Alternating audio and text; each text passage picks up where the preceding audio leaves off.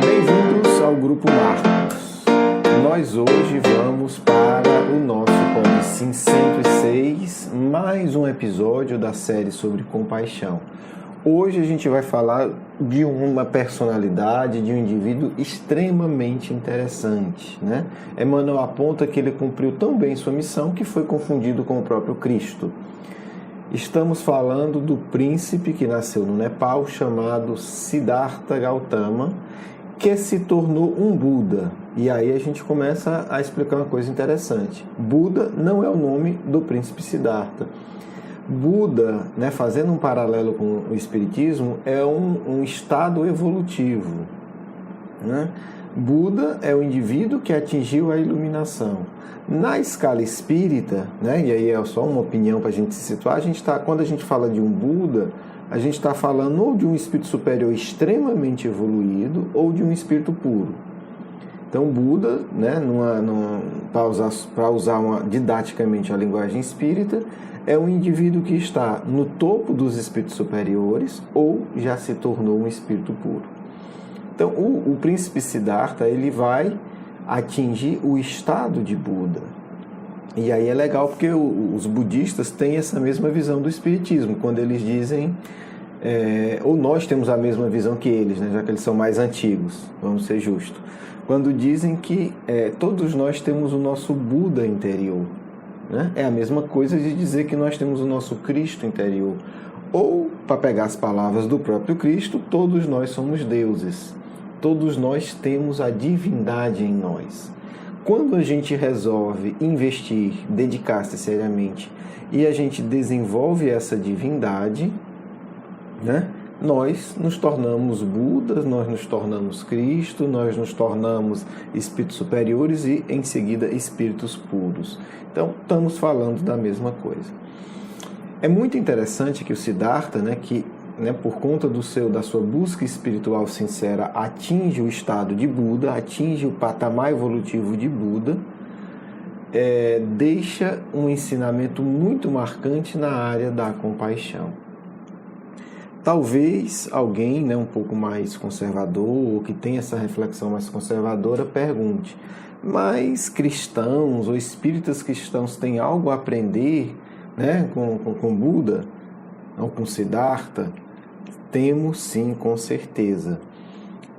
Porque é interessante a gente observar isso. Devido à nossa limitação, a gente consegue enxergar melhor virtudes espirituais diferentes em cada um desses indivíduos, seja porque culturalmente foram mais destacadas, seja porque são características que neles se destacam mais.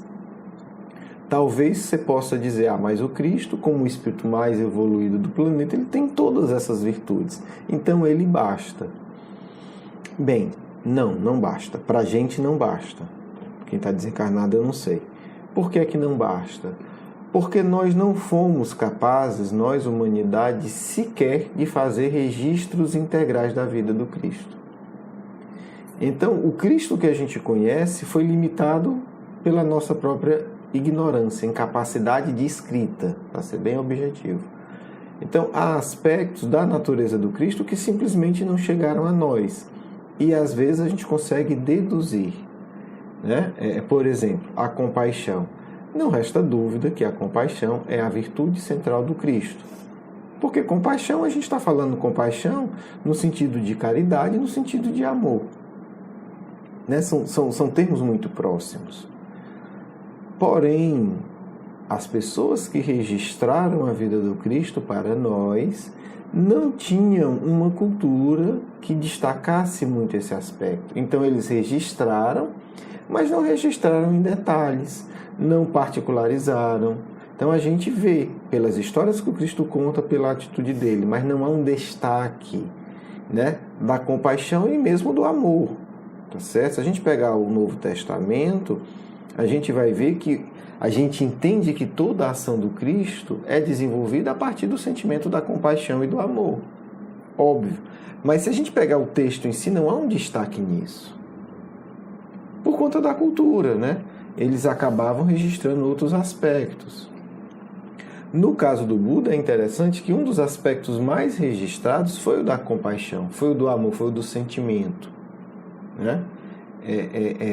João Evangelista, que era o apóstolo, lá vai eu dar minhas opiniões, né? mais búdico, mais budista dos apóstolos, tá certo? Era o apóstolo que tinha uma visão mais clara do sentimento, né? Tanto é que o próprio João começa definindo, dizendo que Deus é amor. Vai destacar um pouco mais esse aspecto emocional, afetivo do Cristo, né? A relação deles era muito afetuosa, né? Basta dizer que quando estavam juntos, era comum João chegar e colocar a cabeça no ombro do Cristo. Imagino que é isso numa sociedade extremamente machista. O choque cultural que não era, né? Ver o jovem João, com seus 14, 15 anos, né? Conversando com o Cristo com a cabeça encostada no peito dele, no ombro dele, né? E o próprio João era conhecido como o apóstolo amado. Então tem isso lá, mas não tem grande destaque. Então, às vezes, estudar a vida de outros grandes espíritos nos ajuda a despertar, a dar conta disso.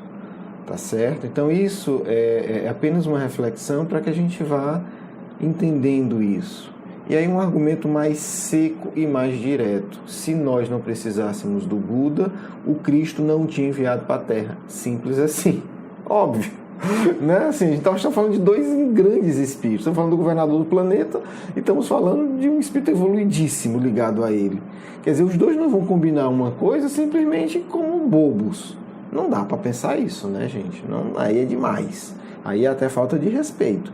Então, se o Cristo envia Buda, Buda vem e ensina isso, tem um propósito. É porque era necessário. E aí talvez o nosso orgulho sofra um pouco. Porque nós, espíritos inferiores, eu estou falando de mim e de alguns que estão ouvindo, outros são puros, não tem problema, né? São muito evoluídos, cada um com a sua evolução, eu fico com a minha. Nós temos uma tendência de arrogância, de autossuficiência. Esse é o nosso problema. Não, o espiritismo basta. Não, o cristianismo basta. Não. Quer dizer, no fundo a gente quer ter essa ilusão de que nós não precisamos de muito. Mas o Cristo pensa totalmente diferente. Por isso, segundo Emmanuel, ele enviou Buda para o mundo. E segundo Kardec também, porque Kardec coloca ele como o espírito coordenador, governador da Terra. Então, a reencarnação do indivíduo como Buda não acontece sem a orientação e a concessão dele, e tudo indica com o pedido direto dele, tá certo? Como a gente vê alguns exemplos, não de espíritos tão evoluídos quanto o Buda, mas pedidos diretos de reencarnação, né? Que Cristo pede para espíritos diretamente ligados a ele reencarnem. Está no livro Brasil, Coração do Mundo, Pátria do Evangelho, tá certo? Estou falando do Henrique de Sagres, né? Que segundo Humberto de Campos, via Chico Xavier, é o sociólogo assessor do Cristo da Terra, né? Mas aí tá lá, depois a gente conversa, é um tema bem interessante. Bem, gente, então vamos para a vida do Siddhartha, que tem muito a nos ensinar. O que acontece? O Siddhartha nasce e a vida dele é muito simbólica, como a do Cristo, né, gente? Como a do Cristo. Tem muitos símbolos belíssimos. Eu vou ter que resumir, né? Eu digo infelizmente porque, enfim, tem muito mais coisa, mas assim, o Pode Sim é também o início, né? Como tudo na evolução. A gente depois vai poder retomar esses temas aprofundando, né? Seja no formato do Pode Sim, seja em outros programas, em grupos de estudo. Certamente esse tema estará presente no módulo 1 do nosso curso, porque no módulo 1 a gente fala de migração espiritual, né? Estou falando do curso Educação Espírita, um convite à juventude, e lá a gente vai estudar, né? Todo ano a gente vai aprofundar um pouco essas informações. Então aqui é só o trailer do curso, né? É só a amostra. Então nessa amostra o que é que eu quero dizer para vocês? Vou tocar em alguns símbolos da vida do Buda. Ele nasce de um rei muito rico e logo na festa de apresentação dele para a sociedade, uma espécie de batismo, não é batismo, mas só para usar um termo semelhante, aparece lá um sábio, né, um profeta, um adivinho, examina a criança e diz para o pai dele que ou ele será o Senhor do mundo ou ele será o Redentor do mundo. E o pai dele fica indignado, porque o pai dele, como a maioria dos pais ainda muito ligados às tradições da terra, querem que os filhos continuem o que eles fazem, né? É uma marca do nosso atraso espiritual. Não é que não possa, mas deveria ser apenas uma das opções. Então, o pai é médico, quer que o filho seja médico, o pai é diplomata, quer que o filho seja diplomata, o pai é advogado, quer que o filho seja advogado. Nem todos, mas assim, é muito característico. E o pai do Buda era rei, queria que ele fosse rei. E ele diz, olha, ele vai ser o que ele quiser depois que ele for rei. E ele cria uma coisa muito interessante, gente. Não pense que essa é uma história de 2.500 anos. Todos nós vivemos essa história em algum grau. O pai dele, para que ele não amadureça espiritualmente, cerca ele de uma vida de prazeres. A gente faz isso todo dia, né? A gente da Terra. A gente se cerca de prazer para não amadurecer. E o fato é que o Buda cresce vivendo em 3 castelos, porque ele ia para cada castelo segundo a estação do ano mais agradável, cercado só de pessoas jovens e saudáveis e não tinha contato com o mundo externo. A vida toda era a vida do castelo. Eu vou resumir bastante a história. O fato é que ele sente uma necessidade de sair do castelo e acaba saindo do castelo.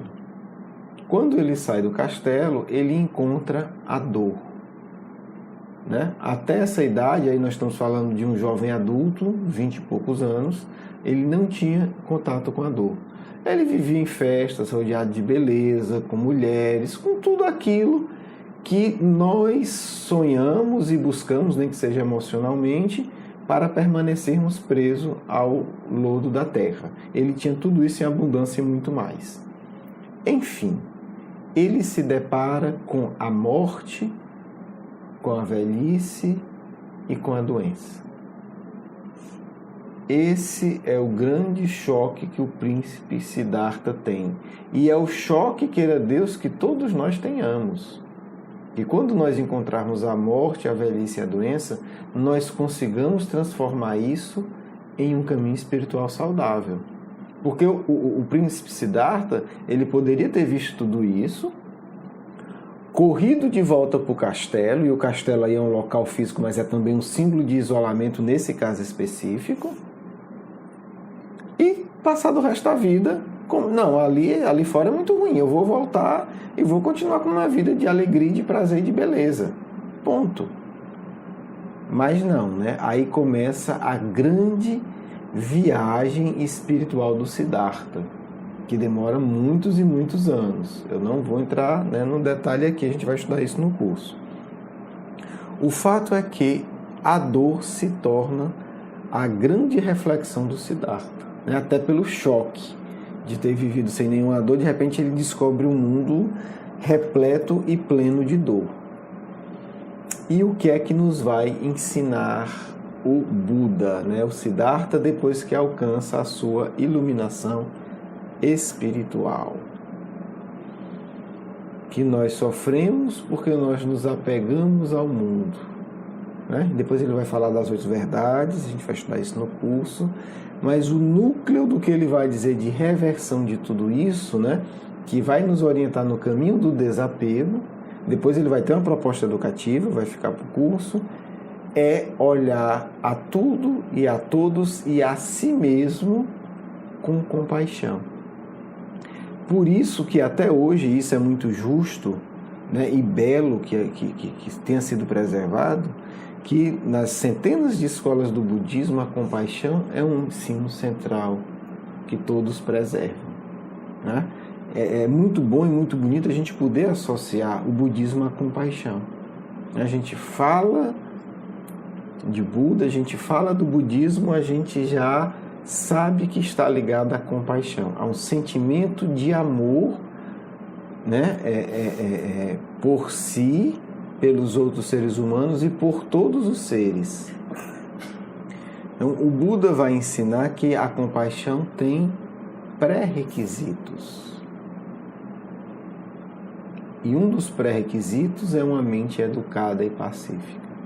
Então, os ensinos do Buda de meditação não é, como alguns puderam interpretar erradamente, a fuga do mundo. Não. Porque o próprio Buda se isolou do mundo para educar a mente, o próprio Siddhartha, e depois ele volta a conviver no mundo.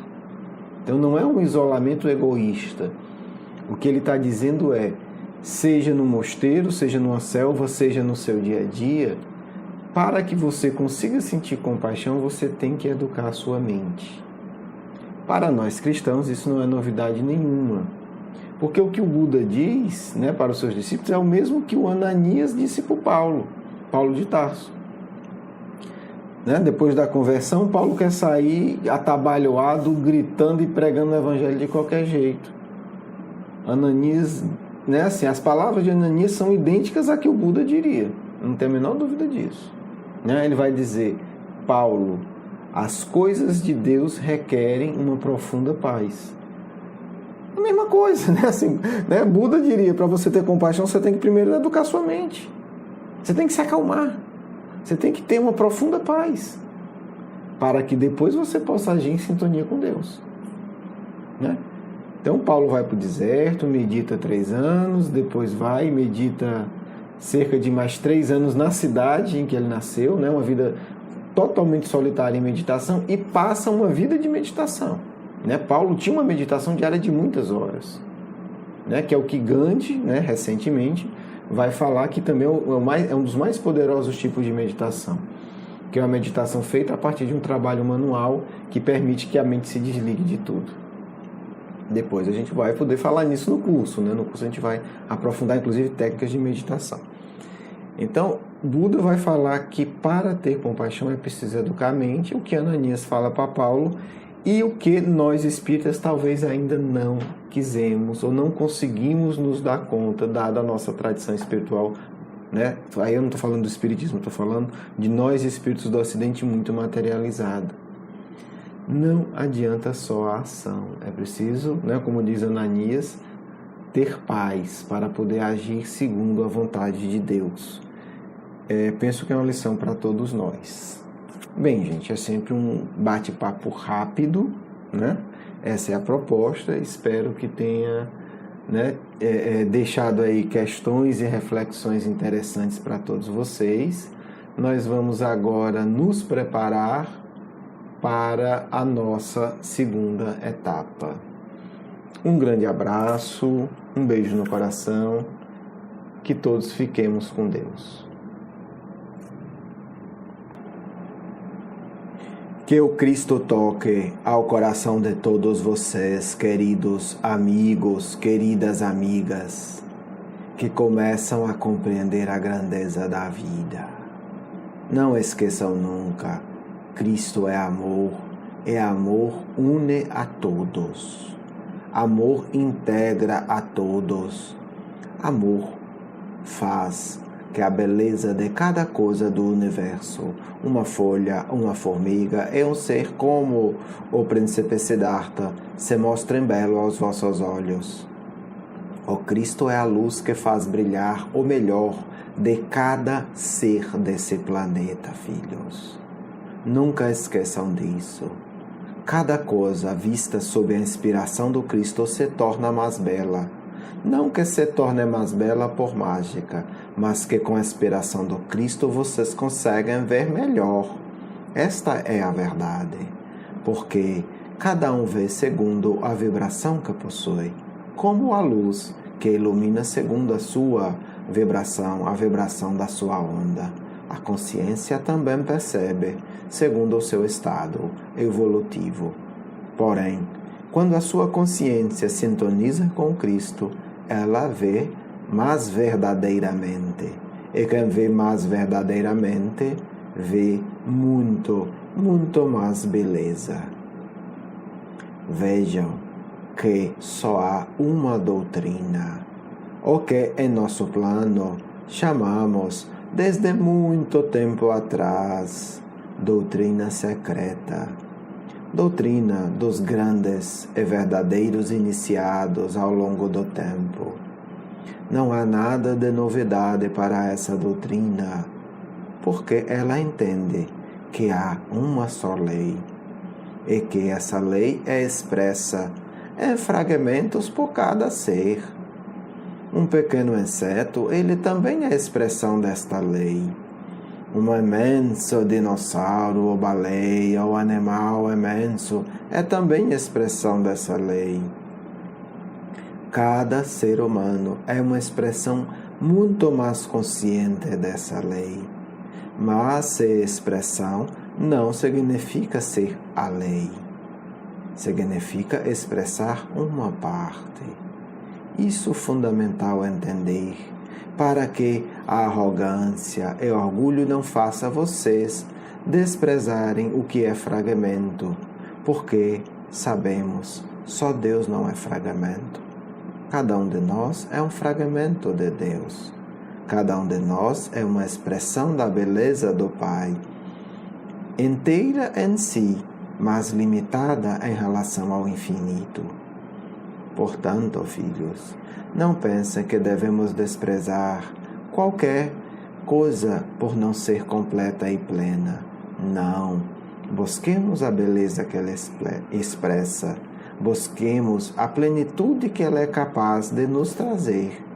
Fazendo isso, filhos, conseguimos sentir Deus em tudo.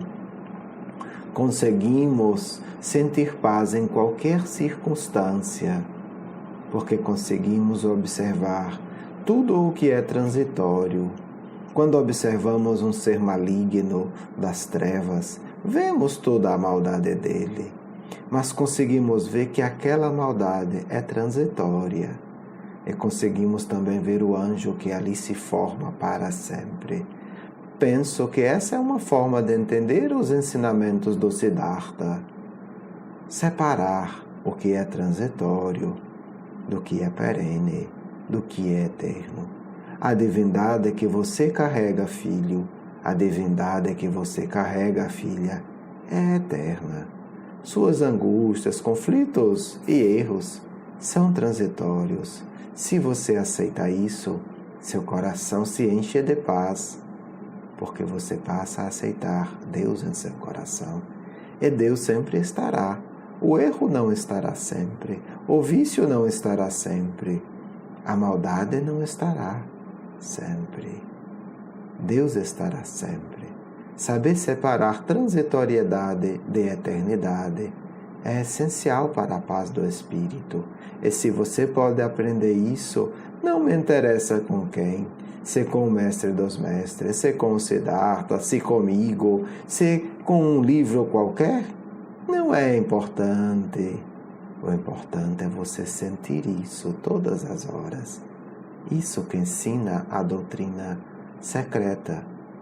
Não é importante como você aprendeu, em que fonte, mas é importante que você tenha aprendido de maneira verdadeira.